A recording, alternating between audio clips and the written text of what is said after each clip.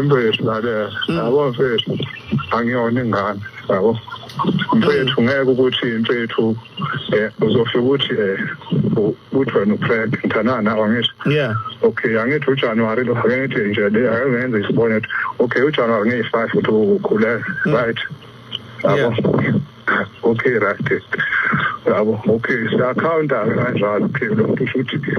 nge5 February ngizobe nenyanga yes uvuma thani yebo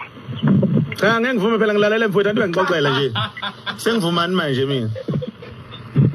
manje ngizwana siyekene bafowethu bavo okay hambani ke niyokwenza phela iDNA uzothola ingane yakho ngempela yabo nje bhuti wami mangifuna ithi into ngiyenza uma ethunena ngavuka ethuneni ngilalela ngeke ngikwenze lokho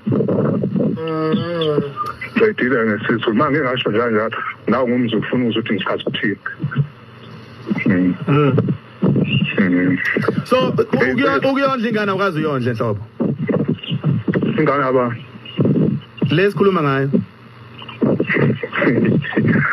achasha unathi uthi awungizwa mhlawumbe noma azwana ngcono ngibhala ifoni yakho ngcono yabo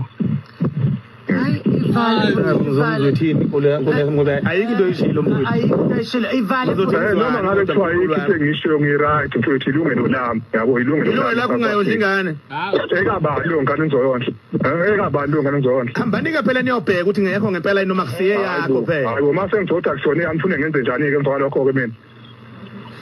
nakho sesathola ukuthi angiyona ngifune ngenze njani ngibuza wena masike kuba kuhle-ke sekuyazi ukuthi ingane akusiyo ngifune ngenze njani emva kwalokho ngiyakubuza inganje ngiyakutshela ukuthi mase kuba kuhle mase ngabe impilo iyaqhubeka iya phambili sekuyazi ukuthi ingane akusiyona naye khona ezoqhubekela phambili akaqhubeki yini phambili ukumasha wema ngazukho wakho wejesu wami kulungile mfethu siyabonga ngesikhathi sakho dala bye yeah bye anonymous nawe siyabonga dali hayi siyayibona into ohlangabezene nayo all right